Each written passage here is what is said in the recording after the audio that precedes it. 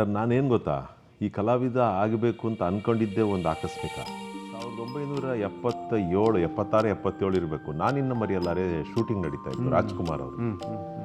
ಅದು ಸಂಕೇತ್ ಇರ್ಬೋದು, ಬೆನಕ ಇರ್ಬೋದು, ಸ್ಪಂದನ ಇರ್ಬೋದು, ಹೀಗೆ ದೊಡ್ಡ ದೊಡ್ಡ ರಂಗತಂಡಗಳ ಜೊತೆ ಗುರುತಿಸ್ಕೊಂಡೆ. ಅಫ್ಕೋರ್ಸ್ ಒಬ್ಬ ಕಲಾವಿದನಾಗಿ ಬಹುತೇಕ ಅಪ್ಸ್ ಆ್ಯಂಡ್ ಡೌನ್ಸ್ ಇರುತ್ತೆ ಜೀವನದಲ್ಲಿ. ಬಹಳ ಕಲ್ತಿದ್ದೀನಿ ಸರ್. ಒಂದು, ನಮ್ಮ ಇಂಡಸ್ಟ್ರಿನಲ್ಲಿ you should not be a leader. ಕೆಲವು ಪಾತ್ರಗಳಿಗೆ ಅವರಿದ್ದರೆ ಚೆನ್ನಾಗಿರುತ್ತೆ ಅಂತ ಹೇಳಿಸ್ಕೊಳ್ಳೋ ಮಟ್ಟಕ್ಕೆ ನಮ್ಮನ್ನು ನಾವು ಗುರುತಿಸ್ಕೊಂಡಿದ್ದೀವಿ. ನಾನು 10:15 ಅಷ್ಟೊತ್ತಿಗೆ ಅಲ್ಲಿಂದ ಹೊರಟ್ಬಿಟ್ಟೆ. ಎದುರುಗಡೆ ಒಂದು ಸಿಂಗಲ್ ಮರ ಇತ್ತು, ಕಂಟ್ರೋಲ್ ಮಾಡೋಕ್ಕೆ ಆಗಿಲ್ಲ, ಹೋಗಿ ಮರಕ್ಕೆ ಹೊಡೆದ್ಬಿಟ್ಟೆ. ನನಗೇನಾದ್ರು ಹೆಚ್ಚು ಕಮ್ಮಿ ಆಗ್ಬಿಟ್ರೆ how do I lead my life ಅಂತ. ಆವಾಗ ಇಬ್ಬರು ಬಂದರು ಸರ್. ಆ್ಯಂಡ್ ಅವರು ನನಗೆ ಎಲ್ಲವೂ ಸರ್. ಈ ಸೆಂಟ್ ಲೂಯಿಸ್ ಕನ್ನಡದವರ ನಿಮ್ಮೆಲ್ಲರ ಪ್ರೀತಿ ಅಗಾಧ.